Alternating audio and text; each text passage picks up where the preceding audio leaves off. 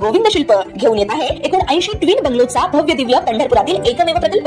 आमच्या प्रकल्पाची वैशिष्ट्ये मनाला शांती देणारं महादेवाचं मंदिर, मुख्य रस्ता सुमारे 30 फुटांचा, अंतर्गत रस्ता सुमारे 20 फुटांचा, ग्रामपंचायत योजनेचा प्रत्येक बंगलोजला स्वतंत्र नळ, सांडपाण्याची सुरक्षित विल्हेवाट, सर्व टाइल्स ग्लॉसी आणि नामांकित कंपनीच्या, सर्व स्टेअर, खिडक्या, चौकटी सुपर ब्लॅक ग्रेनाइट, दोन्ही अटॅच बाथरूम पूर्णपणे टाइल्स, पंतप्रधान हर घर नल योजना पूर्णत्वाकडे, bathroom, basin, kitchen, CP fittings हे जगवार कंपनीचे, स्टील वर्क पूर्णपणे जिंदाल कंपनीचे, 1000 लिटर पाण्याची टाकी, 150 लिटर सोलर वॉटर हीटर सोबत वॉटर प्युरिफायर, प्रत्येक बंगलोजला स्वतंत्र पार्किंग, दर्शनीय भाग पूर्णपणे डॅटो टाइल्स, टाटा प्रवेश कंपनीचे आकर्षक भक्कम दरवाजा, फुटी उंचीचे सुरक्षित कंपाऊंड। मग विचार काय करताय? गोविंद शिल्प, पत्ता गट नंबर 95, हॉटेल अंगण शेजारी, टाकळी रोड, पंढरपूर।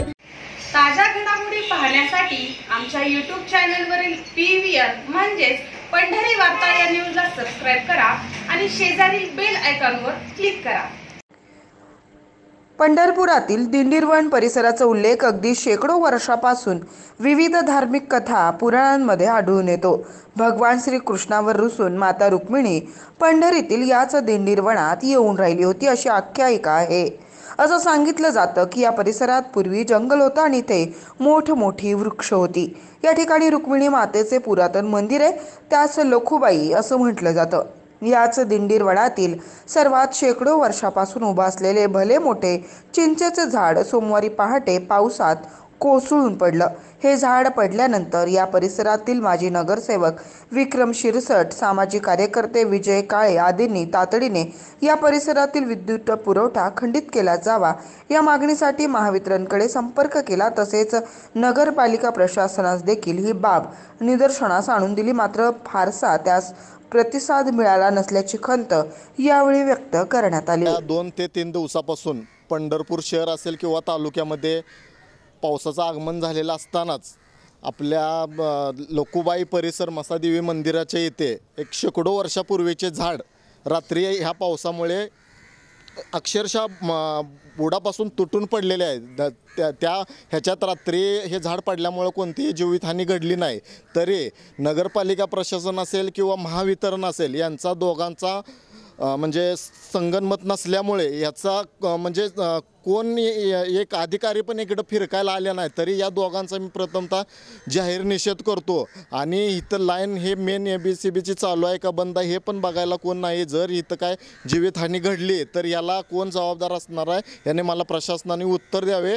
आणि लवकरात लवकर हे जर झाडाची विल्हेवाट न लावली तरी आम्ही हे झाड खाजगी म्हणजे यांना बोलून तोडून ह्या महावितरण किंवा प्रशासनाच्या दारात आणून टाकल्याशिवाय राहणार नाही। शेकडो वर्षापासून या ठिकाणी सावली देणारे हे चिंचेचं झाड गेल्या 5-6 दिवसाच्या पावसामुळं काल पहाटेच्या दरम्यान कोसळलेलं आहे आणि मुळापासून हे झाड कोसळलं। यामुळं जरी वित्तहानी आणि जीवितहानी जरी झाली नसली तरी वीज महामंडळाच्या ज्या तारा इथून गेलेल्या आहेत त्या तारा आणि इलेक्ट्रिक पोल हे दोन्ही या ठिकाणी वाकलेले आहे, तारा तुटलेल्या आहेत। त्यामुळं या भागातली पूर्ण वीज महावितरणनं बंद केली आहे। जरी वीज बंद केलेली असली तरी या भागात जरा धोका संभवतो।